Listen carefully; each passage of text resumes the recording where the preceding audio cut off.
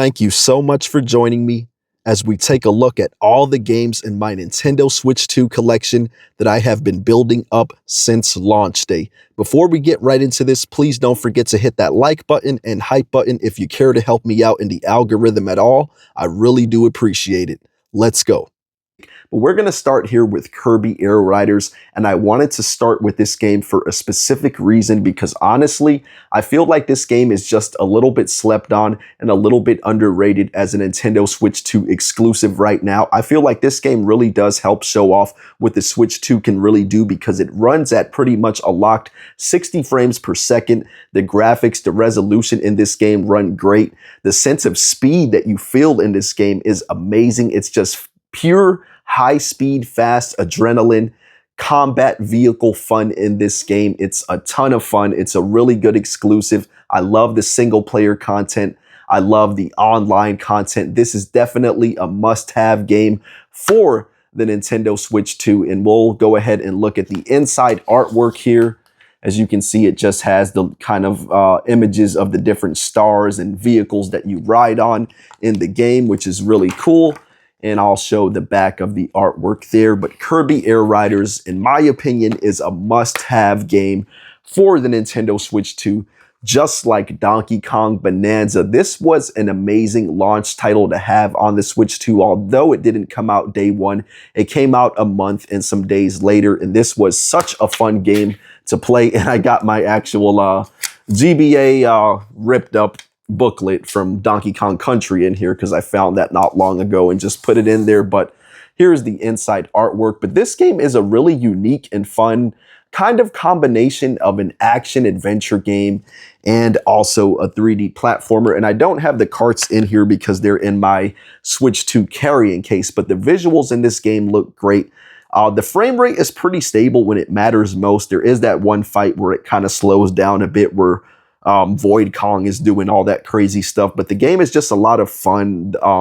The exploration, the action, the combat, the platforming, it gets pretty challenging at the end. The boss battles in this game are great. It does have a challenging post game that I didn't bother finishing because I had enough fun with the main story. Maybe one day I'll go back to it, and I'm sure I'll go back to play the whole game one day.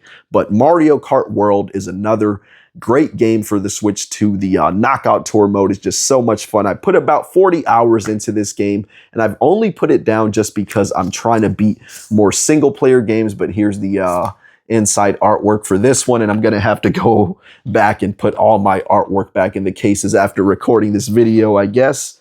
Cyberpunk Ultimate Edition 2020-77. This has all the DLC, everything on the cartridge, which is really impressive that they did that. This one doesn't have any inside artwork though, but still cool that it's all on the cartridge here.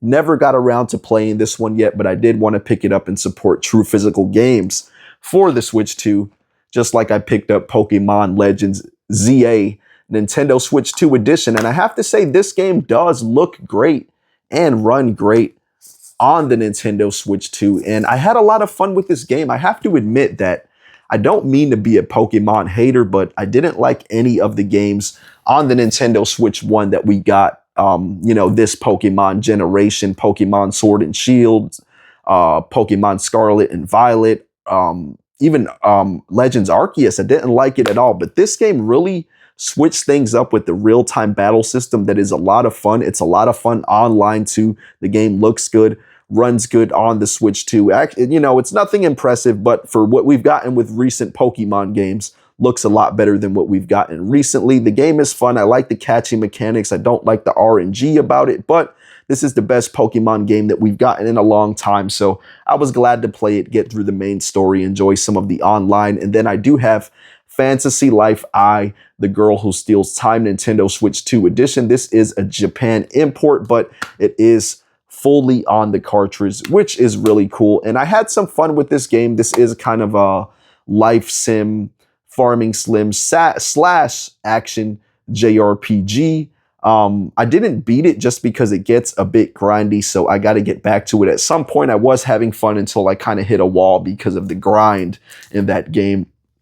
Rune Factory, Guardians of Azuma, Nintendo Switch 2 edition. Of course, all these Switch 2 editions have the Switch 1 and the Switch 2 version all on the cartridge. And this is kind of another Farming Slim slash action JRPG. Haven't got around to even unsealing this one yet, but I'm glad to have it in the collection, just like I'm glad to have Rune Factory, not Rune Factory, goodness, Story of Seasons Grand Bazaar Nintendo Switch 2 edition here in the collection. This one even comes with a cool manual, but let's go ahead and look at the inside artwork there, as you can see that, and I'll even show you a little bit of this town guide kind of manual that the game came with. That's always really cool when they add a manual with physical games these days, because we don't get a lot of that anymore.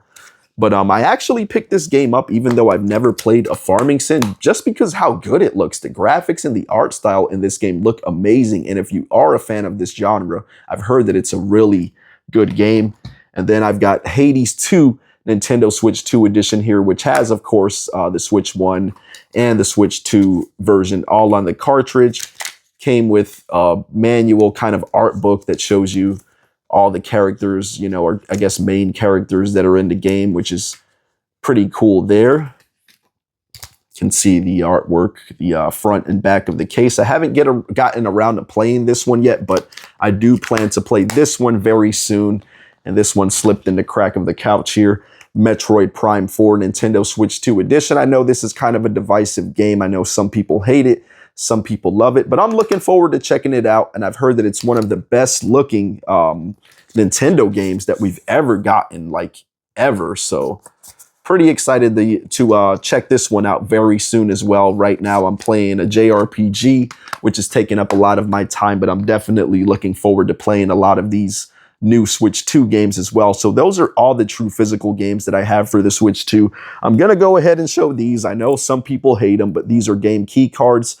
I know a lot of people don't consider these physical games, and honestly, I don't either. I just consider them what they are, game key cards. Basically, a cartridge that gives you access to a digital game that you can later resell or trade, let someone borrow if you choose to do that. And shout out to NIS America, because they gave me this for free. They gave me the whole special edition, Edo edition of Disgaea 7. I have an unboxing as a YouTube short on the channel for this game. So shout out to them for that. I really do appreciate you guys at NIS America for gifting me with this. That was really cool for you all to do.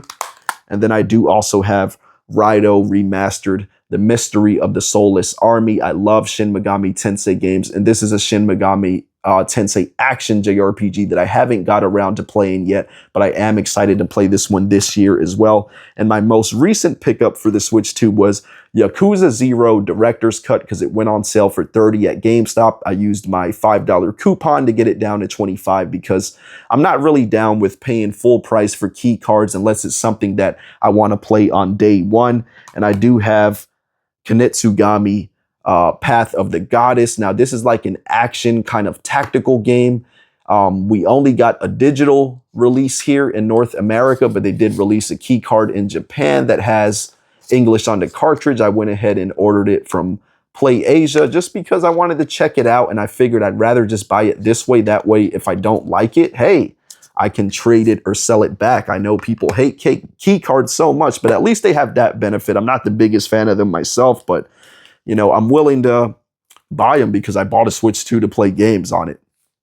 Pac-Man World Repack 2, got this when it dropped down to $20. Definitely excited to check this one out on the Switch 2. I've heard a lot of good stuff about this game. It is a 3D platformer that I'm definitely looking forward to playing. And then I just want to give an honorable mention to this game. I know this is a Nintendo Switch 1 cartridge, but it has a $1 upgrade that you can play the Nintendo Switch 2 edition with. And this is Trails in the Sky First Chapter, which is a phenomenal JRPG that I'm really enjoying right now. I'm about 20 hours into it. And I would say if you like turn-based JRPGs, this is a can't miss game. And then another honorable mention that I want to bring up in this video is a digital exclusive launch game that came out in the launch window of the Switch 2 anyway. And that game is Dear Me, I Was. It's kind of like an interactive visual novel that doesn't have words. It tells the story in motion with rotoscoping images.